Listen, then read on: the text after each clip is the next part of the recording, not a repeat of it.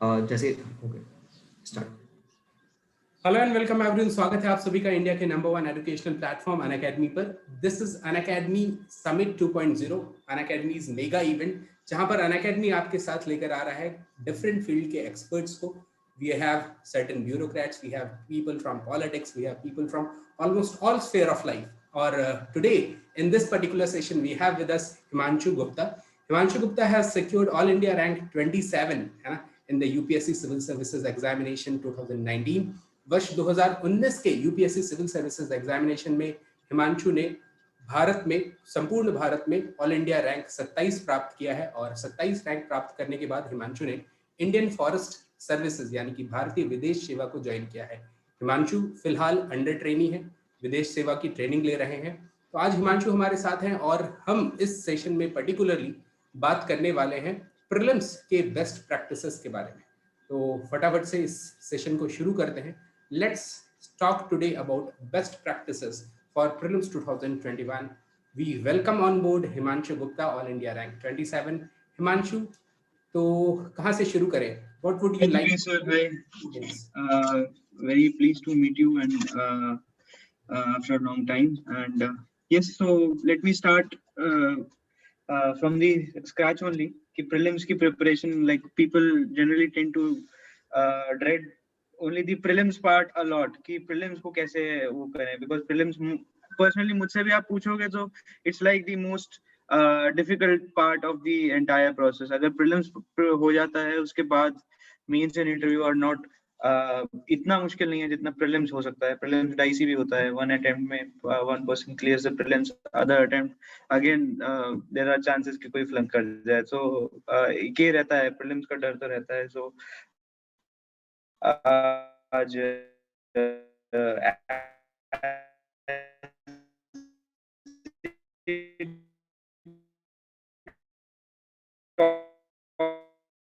topic says best practice 2019. So I had given one attempt in 2016 and one in 2018, and then I gave it in 2019. So 2019 was the only one जहाँ पे मेरा prelims crack हुआ था. So उससे पहले वाले जो दो attempts थे, in the first one I think I scored around 80 marks, and in the second one it was around 90, and then in the third this prelims crack हुआ था, I scored 136 marks. So वो एकदम से जो jump आया था, तो there were some things that I tried to introduce into my preparation, जिसकी वजह से I thought कि हाँ prelims इस बार comfortably clear हो जाए मेरा. Let me start with the entire process only. So मैं generally divide करता हूँ इसको दो pillars में. आप अगर ये देखें तो एक होता है कि आप दो चीजें देख सकते हो आप हमेशा कि prelims के लिए एक तो आप knowledge बढ़ा रहे हो किसी तरीके से, you are enhancing your content part, knowledge base आप increase कर रहे हो, you try to refer to various sources of like NCERT, static books पढ़ रहा है कोई, मॉडर्न इंडियन के लिए, मॉडर्न इंडियन हिस्ट्री के लिए स्पेक्ट्रम पढ़ रहा है, लक्ष्मीकांत पढ़ रहा है. All those things are for increasing your knowledge, but it is not only the game of knowledge. आपको जो प्रीलिम्स के अंदर एक एग्जाम होता है, जो एग्जाम प्रोसेस में जो बैठ के आपको क्वेश्चन सॉल्व करने, the entire according to me entire UPSC की हर स्टेज आपको एक चीज तो आपको लेसन सिखाती है, that you can not know everything under the sun. आपको कुछ चीजें अप्लाई भी करनी पड़ेंगी. आप सब चीजें अपने नॉलेज के बेसिस पे सब कुछ नहीं क्लियर कर सकते हैं. So you need to apply that knowledge and try to reach the right answer. It may be possible, let's say prelims में एक एमसीक्यू आया है जिसमें 4 स्टेटमेंट्स हैं, you know 2 statements for sure, but still third and fourth if you do not know, it is possible to handle these type of questions by application of some other peripheral knowledge या कुछ ना कुछ आप उसमें logic लगाकर आप उसको options eliminate करके you try to reach the right answer in the MCQ. So वो चीज इसलिए मैं मेरे हिसाब से हमेशा दो पिलर्स होते हैं, knowledge and application. Even in mains you can see, mains में भी आपको कंटेंट है and then the presentation part है, आप दो में हमेशा ब्रेक कर सकते हो. सो if I talk about the knowledge part, जो content आपको अगर कैसे बढ़ाना है अपने prelims के अंदर, so I generally say that prelims is the most intensive game. So आपको width और depth दोनों cover करनी पड़ेंगी. by width and depth I mean by width I would mean कि बहुत सारी topics आपको अलग अलग चीजें पढ़नी पड़ेंगी. It may be current affairs में भी there may be many other topics, sub themes, तो वो सब चीजें आप cover करते हो along with the depth. कि ये भी नहीं कि वो ऊपर से आपने आधार के बारे में पढ़ा तो ऊपर से पढ़ लिया कि आधार कार्ड में ये प्रोविजंस हैं. अब आप लास्ट 2-3 साल से देखोगे तो आधार पे क्वेश्चंस आ रहे हैं और बहुत डीप क्वेश्चंस आ रहे हैं. तो फिर कुछ क्वेश्चंस अगर आप देखो तो वो प्रीवियस ईयर क्वेश्चंस को एनालाइज करके यू गेट टू नो कि किस टॉपिक को डेप्थ में पढ़ना है. तो थोड़ा सा उसके अंदर भी जाना पड़ेगा आपको. सो that is why in the first point that I have written is refer to the original sources. बहुत ऐसी चीजें हैं जिनको आप एक बार रेफर करना बहुत जरूरी हो जाता है. लेट्स से कोई आपने रिपोर्ट ही देखी, कोई कमिटी की रिपोर्ट आई है या कोई इवन इकोनॉमिक सर्वे आया है या बजट आया है.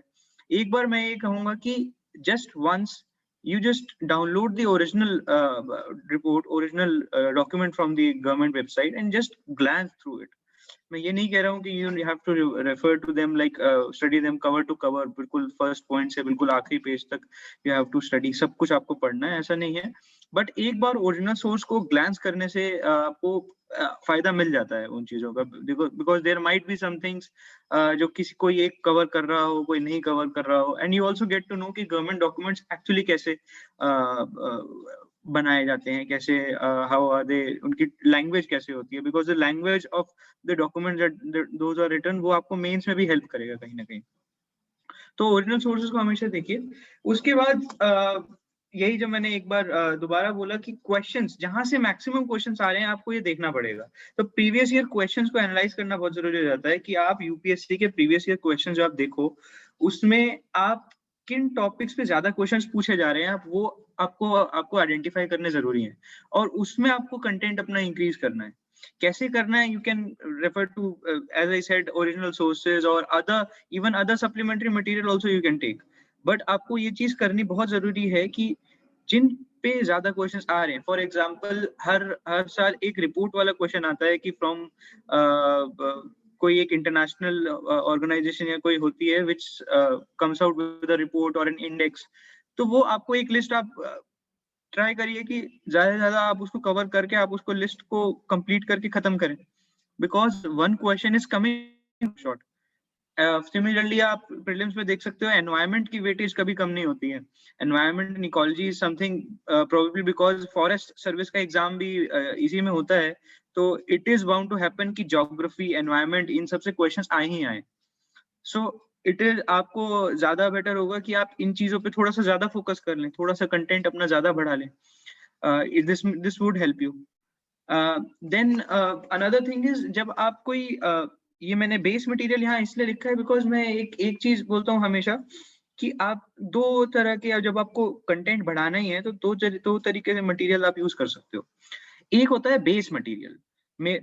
This is my terminology. तो मैं बेस मटेरियल से मैं ये समझता हूँ कि जो मेरे पास एक कंटेंट मैंने रखा है, let's say modern Indian history के लिए Spectrum is my base material, let's say polity के लिए Laxmikanth is my base material. वो चीज ऐसी है कि उसको मेरे को मल्टीपल रिविजन्स करने पड़ेंगे. उसको मैं मेरे पास काउंट नहीं है कि मैं कितने रिविजन्स करूं, 4, 5, 10, 20, आई डोंट नो. बट मैं उसको मेरे को इतना रिवीजन करना है कि दैट शुड बी इंटरनलाइज्ड. और अगर वहां से डायरेक्ट क्वेश्चन आ रहा है मुझे उसको सही करना ही करना है. वो क्वेश्चन गलत हो रहा है, आई एम ये तो मैं अपने लिए कुछ गलत कर रहा हूँ कि I have not studying right. So that base material should be prepared like anything. लेकिन उसके ऊपर you should also have some or the other supplementary material. अब supplementary material का मतलब ये नहीं होता कि आप उसको cover to cover पढ़ें या उसको बिल्कुल multiple revisions करें. उसको supplementary किसी material को पढ़ने का मुझे जो सही तरीका लगता है वो आप कह सकते हो थोड़ा सा जल्दबाजी में पढ़ें. by जल्दबाजी I do not mean कि बिल्कुल ही पेज पर रट रहे हो आप, but हमेशा एक्सट्रैक्ट करते हुए पढ़ें कि इसमें क्या काम का है क्या नहीं है. Because since you have already studied a base material, आपको पता है कि क्या चीज इंपॉर्टेंट है, क्या चीज आपकी मिसिंग आउट है. आप बस वो देखिए कि क्या मिस आउट हो रहा है, उसको मार्क कर लीजिए या कहीं और लिख के रख लीजिए, नोट्स बना लीजिए, whatever you want to do. आपकी कंप्लीट फ्रीडम है, आप जैसे मर्जी करिए. बट एक सप्लीमेंट्री या रेफरेंस मटेरियल को पढ़ने का तरीका होना चाहिए कि आप उसको जल्दी से जल्दी खत्म करने की कोशिश करें। Don't pick it up and then उसको आप 1 महीने तक पढ़े जा रहे हैं या दूसरे उसके मल्टीपल रिविजन्स कर रहे हैं बार बार। That is not sustainable enough. इतना सारा मटेरियल है मार्केट में, आप हमेशा ये चीज नहीं कर सकते हो। तो वो एक्सट्रैक्शन करना, जो जो काम का है वो चीज निकालिए और वो करना बहुत जरूरी है। और यही सप्लीमेंट्री मटेरियल एक्चुअली आपका इंटरनेट भी हो सकता है।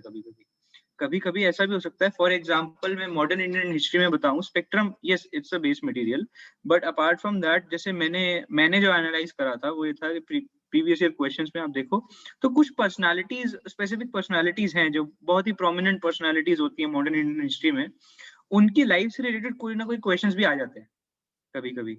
सो व्हाट आई डिड वाज, मैंने ये जो 15-20 लोग हैं जो प्रोमिनेंट पर्सनालिटीज हमारे फ्रीडम फाइटर्स हैं, I just went to their Wikipedia page, एक बार ऊपर से नीचे एक बार स्कैन कर लिया, जो मुझे लगा कि this looks good, this looks अच्छी इंफॉर्मेशन, ये काम की लग रही है, उसको बहुत शॉर्ट नोट्स बना लिए मैंने। It was just like a 1/4 of a page के जितना नोट्स फॉर वन पर्सनालिटी। सो अगर 20 पर्सनालिटीज भी हैं ये आराम से फिट इन हो जाता है। सो that is how you can, internet का भी आप जुडिशियस यूज कर सकते हो। try to be curious about everything and try to use the internet, but Google करके उसको थोड़ा सा ही, ये विकिपीडिया टाइप का जो फर्स्ट पैराग्राफ होता है जनरली वो बहुत अच्छे से समराइज कर देता है चीजों को, वो पढ़ लो थोड़ा सा। So if you try to be curious about things, that internet helps a lot. even in NCERT, for example, art and culture की NCERT 11th वाली, most people have read it और पढ़नी जरूर, मुझे तो जरूरी लगती है। So वो NCERT जो है उसके अंदर images भी हैं, तो images if you try to Google them up, बहुत कुछ खुल के निकल जाएगा। So just एक बार उसको देख लेने से I think that would help in memorization as well as कुछ एक्स्ट्रा कंटेंट भी आपको मिल सकता है जो कि बहुत ही अच्छा आपका हेल्प कर सकता है आपको MCQ को सॉल्व करने में। And again as I said, current affairs भी मतलब सेम ही प्रोसेस होता था मेरे लिए कि आप जब कोई कंपाइलेशन उठाते हैं, कोई ईयरली कंपाइलेशन उठा ली, कुछ भी उठाया आपने, तो उनको भी मैं ये कहूंगा कि उसको भी बेस मटेरियल और सप्लीमेंट्री मटेरियल की तरह चलाइए। कि एक करंट अफेयर्स के लिए एक कॉम्प्रिहेंसिव जो आपको मटेरियल लगता है, take it as a base material, उसको मल्टीपल रिविजन्स करिए बहुत ज्यादा। लेकिन कोई एक या दो सप्लीमेंट्री मटेरियल उठा के आप एक बार ग्लांस थ्रू जरूर कर सकते हो, बट उस पे आप टाइम लिमिट रखिए। उस पे आप ये जैसे एक आपने कोई और कोई ईयरली कंपाइलेशन उठाई किसी सब्जेक्ट की, जस्ट गिव इट 2 आवर्स और 3 आवर्स कि ये 2-3 घंटे में इसमें जो काम का है I will just extract them out और साइड में रख दूंगा उसको लेके बैठने की जरूरत नहीं है कि आप उसको पूरे महीने लेके बैठे हुए हैं। That would not suffice, that is not sustainable also. I think वो base material and supplementary material, मुझे ये चीज बहुत अच्छी लगी थी कि मेरा ये इस तरह से I could handle the content preparation part well. उसके बाद अगर आप देखो तो नॉलेज के लिए मेरे पास एक वो होता है कि रिसोर्सेज बहुत हैं। तो कई लोग पूछते भी रहते हैं मेरे साथ कि इवन मार्केट में जाएंगे आपको इतने सारे कोचिंग इंस्टीट्यूट्स के मटेरियल होंगे, ये होगा वो होगा। So it's like a plethora of resources in front of you. तो अब ये समझ नहीं आता है एग्जैक्टली करें तो करें कैसे, मतलब how will you handle so many resources at your place. So इसमें मैं ये कहूंगा कि मैंने जो एनालाइज करके मैं 3 स्किल्स पे आ पाया हूँ कि ये चीजें आपको डेवलप करनी पड़ेंगी with time. These are the 3 skills जो आपको हेल्प करेगी कि how to handle all these resources. पहली चीज विवेक से आई मीन आपको, विवेक क्या होता है? विवेक ये और डिफरेंशिएटिंग पावर कहते हैं इसको, कि आपके पास एक इतना नॉलेज होनी चाहिए कि क्या चीज मेरे काम की है, क्या चीज नहीं है, क्या चीज यूपीएससी पूछता है और क्या चीज नहीं पूछता है। यूपीएससी अब इतना फैक्ट्स नहीं पूछता है कि कोई ईयर या कोई डेट्स या कोई पर्सनालिटी पर्टिकुलर, खासतौर पे पॉलिटिकल पर्सनालिटी, या फिर अब लेट्स से स्पोर्ट्स हो गया। अब न्यूज़पेपर में स्पोर्ट्स का पेज इतना इंपॉर्टेंट नहीं है from UPSC perspective, right? So you should know what is there which would help me in the exam and what is to be completely discarded. ये मेरे काम का नहीं है। People say UPSC का syllabus is like everything under the sun, but it is not. There is a well defined syllabus and उसको आप अगर सिलेबस से आप मैच करोगे, प्रीवियस ईयर क्वेश्चन से आप मैच करोगे, you would get to know कि कुछ चीजें यूपीएससी स्पेसिफिक होती हैं। तो वो डिफरेंशिएटिंग एबिलिटी होनी चाहिए आपके पास कि आप कुछ ऐसी चीजें नहीं उठा रहे हैं, ऐसा अपना कंटेंट नहीं यूज कर रहे हो जो काम ही नहीं आएगा कभी। So that is important. Second thing is by सुनियोजन आई मीन आपको ऑर्गेनाइजेशनल एबिलिटी होनी चाहिए कि how will you consolidate all this into a single thing. आपको इन दी एंड मेंस में भी कोई क्वेश्चन आ रहा है तो वो 2 ही पेज में आपको आंसर लिखना है, whether you have studied like 200 pages of it, आपको आंसर तो टू पेजेस में ही लिखना है ना, 200 वर्ड्स में लिखना है आपको। So how will you consolidate everything? even in prelims you'll have to somehow consolidate things ताकि finally धीरे धीरे जो last date होगी on the D day आपके पास 200 pages का मटेरियल नहीं रिवाइज कर सकते हो। आपके पास 2 पेज होंगे तो हाँ आप जरूर कर सकते हो revise. So it's very important कि आप उसको ऑर्गेनाइज कर रहे हो किसी ढंग से, और शायद इसीलिए मेरे ख्याल से नोट मेकिंग बहुत काम आ जाती है यहाँ पे। आप if you are making notes, so that would really help in consolidating all these things, right. And also अब आप नोट्स बना रहे हो तो नोट्स इस ढंग से बनाओ कि वो अपडेट भी हो पाए। People generally tend to write online notes, online भी बना सकते हो, उसमें अपडेशन बहुत इजी है। ऑफलाइन बना रहे हो तो थोड़ी I use to leave some spaces उसके साथ साथ में, ताकि अगर मुझे बाद में अपडेट करना है तो इट्स हेल्पफुल फॉर मी कि मैं अपडेट कर लूं। सो वहीं पे रहेगा जो रहेगा, ऑर्गेनाइज रहेगा। Second thing is in notes को भी कैसे आप ऑर्गेनाइज कर रहे हो, कैसे फाइल कर रहे हो, कैसे रख रहे हो आप। हो सकता है आपने किसी टॉपिक पे नोट्स बनाया and the next day you forget कि एग्जैक्टली कहाँ थे मेरे वो नोट्स, और 6 महीने बाद तो याद ही नहीं रहता कि ये टॉपिक के नोट्स मैंने बना रखे हैं, तो कब बनाए थे मेरे को तो याद ही नहीं। सो यू शुड वो एक फाइलिंग सिस्टम बना, कुछ किसी ना किसी तरीके से आप ऑर्गेनाइज करके रखो कि मेरे नोट्स कौन सा टॉपिक कहाँ पर है। सो that is also very important कि आप इतना ऑर्गेनाइजेशन थोड़ा सा अपने उसमें लाइए। And the third thing is self restraint और आत्म संयम। By self restraint I mean कि हर एक एस्पिरेंट का मन करता है जब भी एक नया मटेरियल आता है कि मैं एक बार इसको भी खरीद लूं, इसको भी देख लेता हूँ, क्या पता यहाँ से क्वेश्चन आ जाए। दिस ये आता है कि फियर से आता है, अंदर आपके फियर होता है कि क्या पता यहाँ से 2 क्वेश्चन आ जाए जो मैं मिस आउट कर दूं। तो जो फोमो होता है कि फियर ऑफ मिसिंग आउट होता है कि oh I miss out on these topics जो बाकी सारी जनता पढ़ रही है, मैं प्रॉब्लम मिस आउट कर दूं, तो मैं एक और मटेरियल उठा लेता हूँ। आपको पता होना चाहिए कि मेरे पास अभी इस टॉपिक पे इतना मटेरियल ऑलरेडी है, I have to complete them, I have to revise them multiple times. अगर नहीं है कैपेसिटी, नहीं है टाइम कि मैं एक और मटेरियल उठा सकूं, सो इट्स नॉट रिक्वायर्ड कि आप उसको खरीदो भी, आप इसको कंप्लीटली छोड़ सकते हो। आपके पास ये देखो कि आपके पास इनफ टाइम एंड कैपेसिटी है वो एक चीज पढ़ने की, तो उसके अलावा आपको और कुछ करने की जरूरत नहीं है।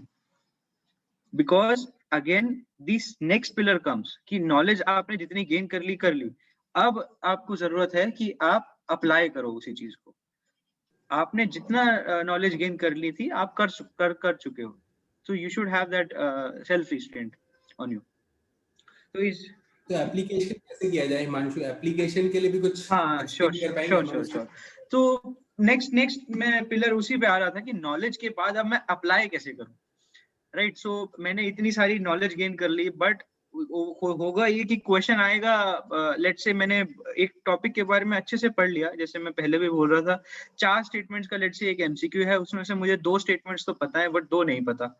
ये होगा, ये यूपीएससी के क्वेश्चन ही इस ढंग से होते हैं कि दैट दे जनरली गिव 1 और 2 स्टेटमेंट्स जो कि कहीं आपको रेगुलर रिसोर्सेज में कहीं मिलेंगे नहीं। सो अब आपको अप्लाई करना पड़ेगा अपनी नॉलेज। अप्लाई करने के लिए आई थिंक एक जरूरी होता है कि आप सेकेंडरी चीजों पे भी काम करो। आप कंटेंट पढ़ रहे हो, सिर्फ पढ़े जा रहे हो, बट अगर आप सेकेंडरी चीजों का, मेरा मतलब ये होता है कि आप लेट्स से आपकी प्रेजेंस ऑफ माइंड अच्छी है, राइट। आप लॉजिक देख पा रहे हो कि अगर I remember there were 2 questions in 2019 prelims जिसमें 4 स्टेटमेंट क्वेश्चन था, and in the options A B C D जो क्वेश्चन ऑप्शंस होते हैं, उन ऑप्शंस में 4th स्टेटमेंट हर एक में था। चारों ऑप्शंस में A B C D में the 4th statement was present in all of them, और क्वेश्चन था कि which one of them is correct. इसका मतलब 4th स्टेटमेंट तो करेक्ट है ही because it's in all the options. अब यूपीएससी जनरली ऐसे क्वेश्चंस नहीं देता है, ये एक ऐसा क्वेश्चन था कि दैट फोर्थ क्वेश्चन अगर सही है, that was a hint to my one और टू अदर स्टेटमेंट्स, और एक्चुअली आई कुड मतलब मैं उसकी वजह से I could solve on the basis of logic only, मैं सॉल्व कर पाया कि अगर फोर्थ स्टेटमेंट करेक्ट है, इट्स गिवन, तो यानी फर्स्ट स्टेटमेंट तो करेक्ट नहीं हो सकता है, because this is contradicting with that. So I first statement eliminate कर और I reached my answer.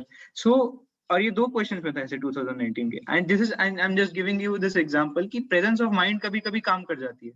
So इन चीजों को अप्लाई करने का मेरा मतलब ये होता है कि जब आप पढ़ रहे हैं किसी चीज को, अगर आप सिर्फ एट द लास्ट मोमेंट पढ़ रहे हो, let's say prelims is on 27th June this time, अगर people generally start their prelims preparation let's say 2 months और 3 months बिफोर, हाँ वो टाइम होता है when you be in prelims only mode, but इसका मतलब ये नहीं है कि बाकी टाइम जो बाकी 7 to 8 months जब आप प्रिपरेशन कर रहे हो, उसमें आप अपना प्रीलिम्स का माइंडसेट बिल्कुल स्विच ऑफ कर दो, वो भी चलता रहता है, वो integrated preparation people call it, की इंटीग्रेटेड वे में आप पढ़ रहे हो, आप मेंस के लिए भी पढ़ रहे हो, साथ साथ आपके प्री के भी फैक्ट्स रेडी हो रहे हैं, प्री के लिए भी पढ़ रहे हो आप चीज, तो over the course of entire year I think आपको प्रीलिम्स की प्रिपरेशन थोड़ी थोड़ी करते रहने चाहिए, थोड़ा थोड़ा आप बीच बीच में एक दो मॉक्स लगा लो, सो दैट आल्सो हेल्प्स कि आपकी वो रेगुलर वो हैबिट कल्टीवेट होती रहे कि टू सॉल्व द एमसीक्यू। आपको let's say most of the questions में एलिमिनेशन टेक्निक लग जाती है, एलिमिनेशन टेक्निक से ये होता है कि यू ऑब्जेक्टिवली रीच कि ये सही नहीं है, ये सही नहीं है, तो ऑप्शन यही होगा, that is also helpful, most of them में लग जाती है। कुछ क्वेश्चंस अगर जो डायरेक्ट दिए हैं, फैक्चुअल है, लेट्स से ये क्वेश्चन आया था कि स्थानकवासी कौन सा उसका सेक्ट होता है, जैनिज्म बुद्धिज्म क्या है, तो वो तो आप एलिमिनेट करना थोड़ा सा मुश्किल हो जाता है उसमें, तो that is a direct factual, उसमें एलिमिनेशन इतना नहीं होगा, बट बाकी जनरली सारे क्वेश्चन पे एलिमिनेट हो सकता है, तो आप एलिमिनेट करने की कोशिश करिए हमेशा, go to the options and try to cut them off कि ये ए नहीं हो सकता, बी नहीं हो सकता, डी नहीं हो सकता, आंसर सी होगा, सो दैट हेल्प्स यू। तो वो पूरे के पूरे जब आप course of the entire year में आप एक एक दो टेस्ट लगाते रहेंगे, और जब आप प्रीलिम से जस्ट 2 महीने पहले आप एकदम से सारे क्वेश्चंस खूब ज्यादा टेस्ट पेपर्स लगाओगे, I think that would be a good strategy कि आप धीरे धीरे चल रहे हैं, उसके बाद जब पीक आए तो पीक के टाइम पे you also increase your preparation, और that is a good way to go about it. Second thing is जो प्रीवियस ईयर क्वेश्चंस होते हैं उन्हीं से आपको चीजें पता चलती हैं कि what are the trends, UPSC exactly फंसाता कहाँ पर है।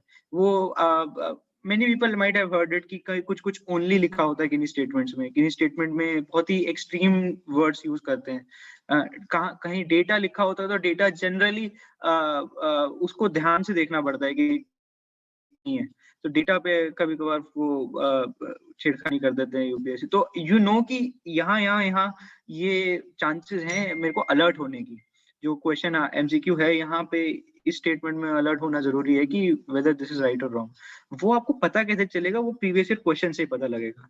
और मेरे हिसाब से the thing that help me was both topic wise and yearly, मैंने दोनों करे, खासतौर पे रिसेंट ईयर्स के जो 2015-16 के बाद से आप शुरू कर सकते हो अभी तक के, तो आप ईयरली भी कर सकते हो सॉल्व उनको कि 2016 का पूरा पेपर कर लिया एक बार, और टॉपिक वाइज भी कर सकते हो कि सिर्फ पॉलिटी के सारे क्वेश्चंस लगा दिए, फिर इन्वायरमेंट के सारे क्वेश्चंस लगा लिए, तो ऐसे बार बार करते रहिए। आई थिंक आपको पता चलेगा कि कुछ तो ट्रेंड है, there is some trend in the way of answering their question, asking their questions, so वो ट्रेंड अगर आपको पता लगेगा then you can also apply that knowledge, कि आपको ये पता है कि ये यूपीएससी यहाँ थोड़ी गड़बड़ करता है, इज दैट सही और not, then you try to go to your knowledge based memory में आप जाते हो कि अच्छा यहाँ सही था कि नहीं था, do I know this thing और नॉट, तो यहाँ ये हेल्प करता है।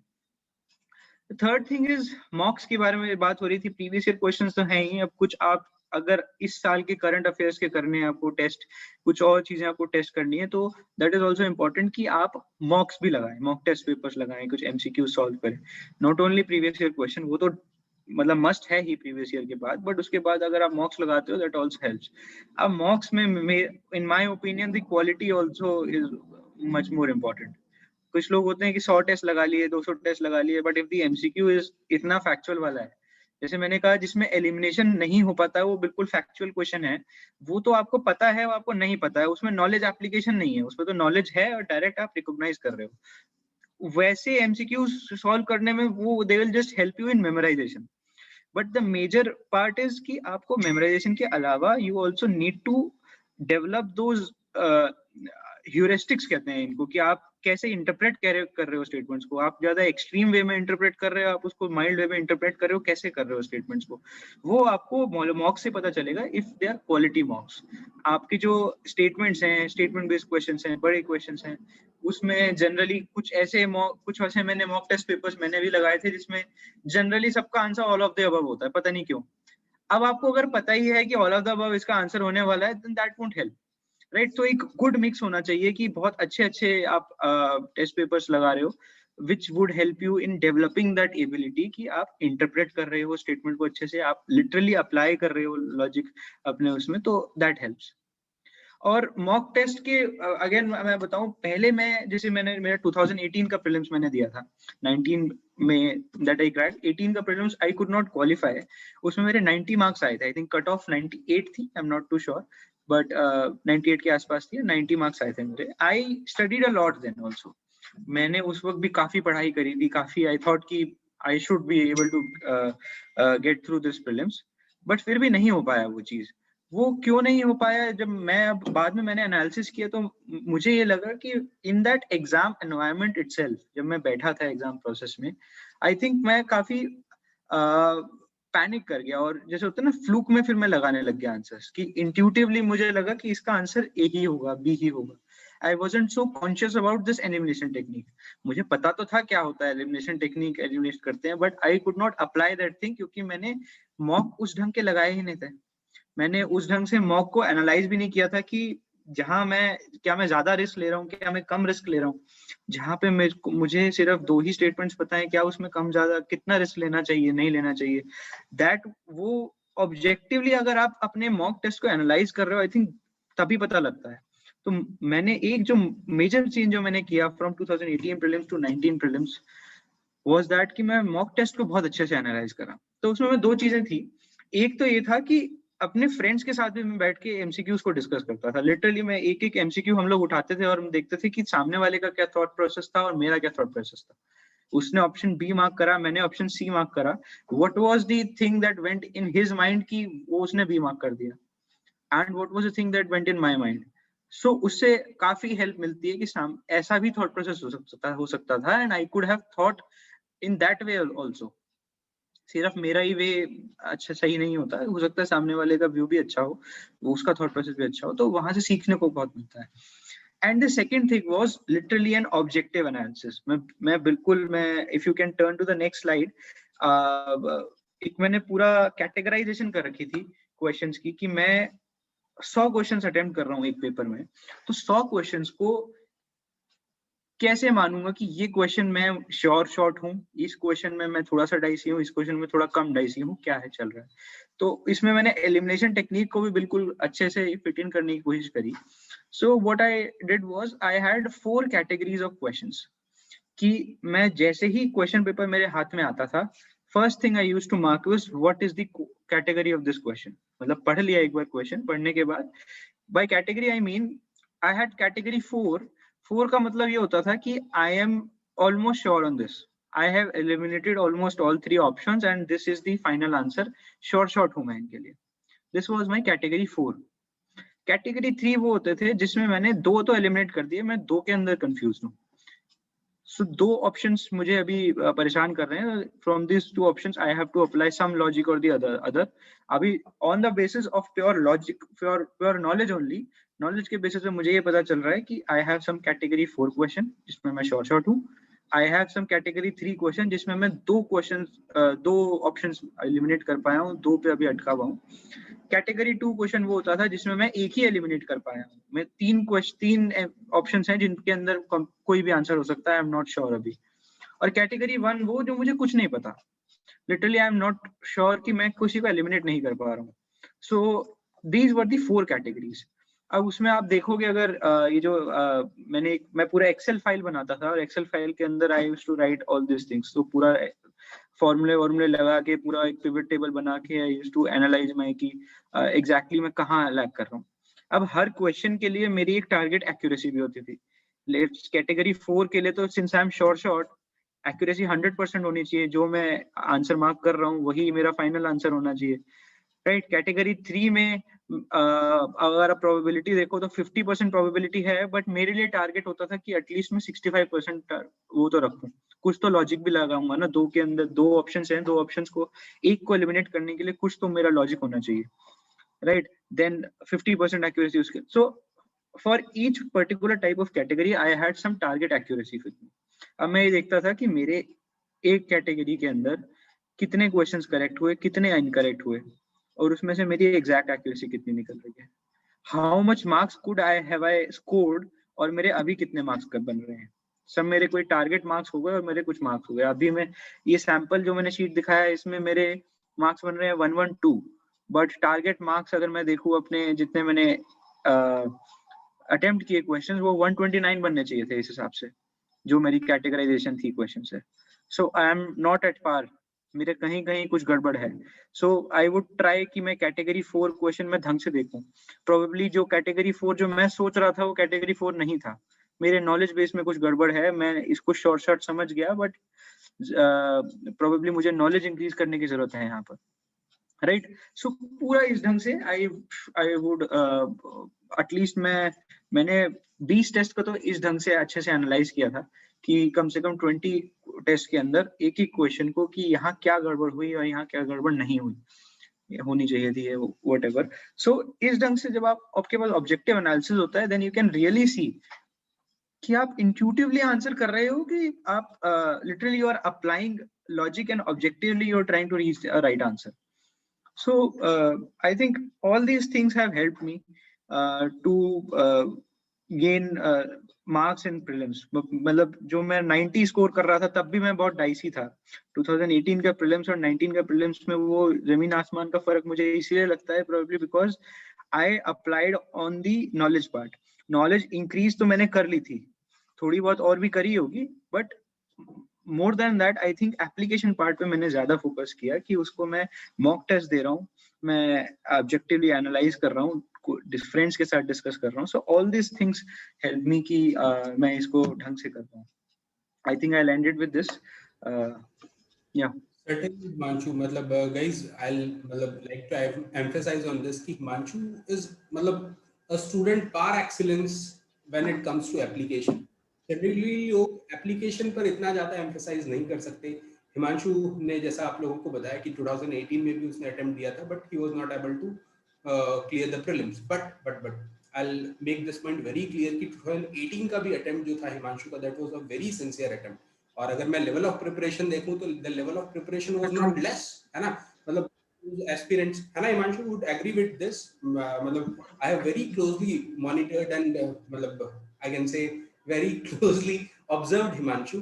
और अच्छा हाँ, वन मोर थिंग, इससे मुझे याद आया, व्हेन आई सेड कि वेरी क्लोजली मॉनिटर्ड हिमांशु, तो हिमांशु के कुछ चीजें ऐसी थी जो Himanshu maintained as a constant things. For example Himanshu जो टेस्ट का टाइम होता था हिमांशु का, वो बिल्कुल कांस्टेंट रहता था। मतलब फॉर 2-3 मंथ्स एक कांस्टेंट टाइम पर ही टेस्ट डेली देना, फॉर 2-3 मंथ्स एक कांस्टेंट टाइम पर ही स्टैटिक पोर्शन का रिवीजन करना, फॉर लगभग 4-5 मंथ्स या शायद उससे ज्यादा एक कांस्टेंट टाइम पर ही करंट अफेयर्स करना। And he never used to mess up with that particularly, है ना? उसको बहुत मतलब डिलीजेंटली और रिलीजियसली फॉलो करते थे कि मॉर्निंग आवर्स में अगर टेस्ट देना है, अच्छा मॉर्निंग आवर तो मैं नहीं बताती, okay I here ask Himanshu, can you tell our learners कि आप किस टाइम को प्रेफर करते थे टेस्ट के लिए, किस टाइम को प्रेफर करते थे रिवीजन के लिए? ऑल्दो आई अंडरस्टैंड कि ये मतलब काफी सब्जेक्टिव होता है, इंडिविजुअल पे डिपेंड करता है, बट आप जनरली किस टाइम को प्रेफर करते थे? Yes sir. सो मेरा एक्चुअली यही होता था, जैसे टेस्ट का आपने बताया कि टेस्ट अब आप ये देखो, एग्जाम प्रीलिम्स का एग्जाम भी मॉर्निंग में ही होता है 9 to 12,